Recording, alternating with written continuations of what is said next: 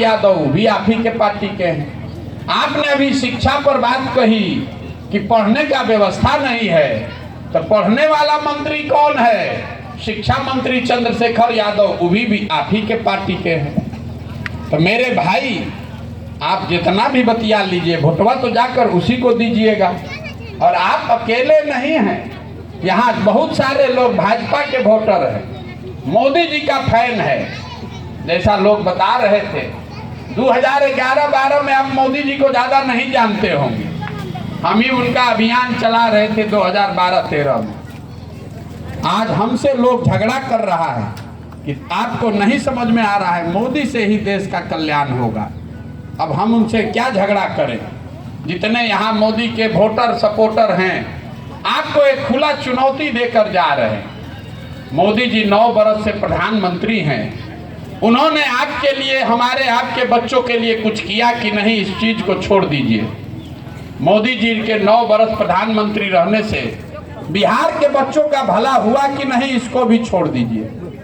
9 वर्ष से मोदी जी प्रधानमंत्री हैं और बिहार से हम लोगों ने 40 से 39 MP जिताकर उनका भेजा है। 9 वर्ष में मोदी जी ने बिहार के लिए अगर एक बैठक किया हो, एक बैठक, काम नहीं, अगर एक बैठक किया हो, इसका हमको प्रमाण दिखा दीजिए। हम कल से मोदी जी का झंडा लेकर फिर से चलने को तैयार हैं। जिस आदमी ने 9 वर्ष में बिहार के लिए एक बैठक तक नहीं किया, अभी 6 महीना के बाद वोट होगा, आप उछल उछल के फिर वही कमल का बटन दबाइएगा, तो आपके बच्चे गुजरात में जाकर मजदूरी नहीं करेंगे तो बिहार में फैक्ट्री के मालिक बनेंगे। यही बात बताने चले।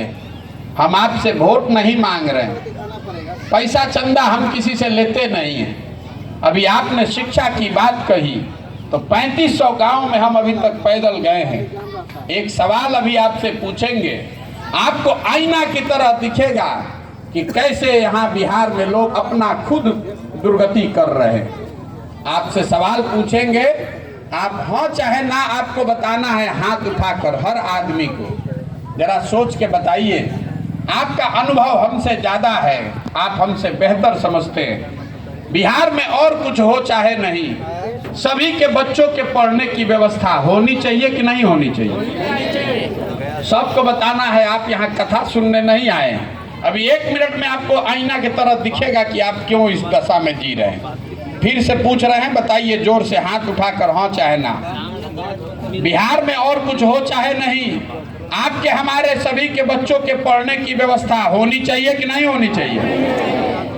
देखिए, सब ने हाथ उठाकर कहा कि होना चाहिए। आप में से जो लोग पढ़े लिखे हैं और जो नहीं पढ़े लिखे, कोई अगड़ा है, कोई पिछड़ा है, कोई महिला है, पुरुष है, हिंदू है, मुसलमान है, कोई भाजपा का समर्थक है, कोई लालू नीतीश का समर्थक है, लेकिन सबको इतना समझ है कि अगर आपके बच्चों के पढ़ने की व्यवस्था हो जाए तो आपके बच्चों का जीवन सुधरेगा।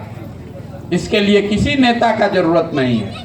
तो अब जरा अपने अपने बच्चों का चेहरा याद कर लीजिए और सब लोग अपने बच्चों के नाम पर एक बार ईमानदारी से बताइए कि आप में से किसने जीवन में एक बार भी बच्चों के पढ़ाई के लिए वोट दिया है?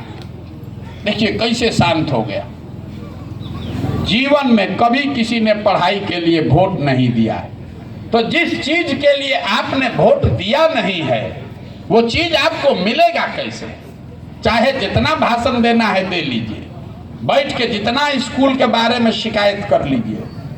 आपको मालूम है कि अगर पढ़ाई हो जाए तो बच्चों का जीवन सुधरेगा, लेकिन आप पढ़ाई के लिए वोट नहीं देते। आपको मालूम है कि यहाँ फैक्ट्री खुल जाए तो आपके बच्चों को रोजगार मिलेगा, लेकिन आप फैक्ट्री के लिए वोट नहीं देते। तो यही हम आपको बताने आए हैं, आपको यही सिखाने आए हैं कि एक बार जीवन में हमारा सलाह मानिए। नेता आकर कहता है कि भैया देश के लिए वोट दो, कोई आकर कहेगा जाति के लिए दो, कोई कहेगा धर्म के लिए दीजिए, कोई कहता है मोदी जी को जिताना है इसलिए दीजिए, कोई कहता है लालू को हराना है इसलिए दीजिए। हम गांव गांव जाकर लोगों से हाथ जोड़कर एक ही बात कह रहे हैं, वोट देते समय स्वार्थी बनिए। अपना और अपने बच्चों का स्वार्थ देखिए। वोट अपने बच्चों के चेहरा को देख कर दीजिए, अपने बच्चों के लिए दीजिए। क्योंकि अगर आप अपने बच्चों की चिंता नहीं कीजिएगा तो लिख कर रखिए, दुनिया में कोई आदमी आपके बच्चों की चिंता नहीं करेगा। क्यों करेगा?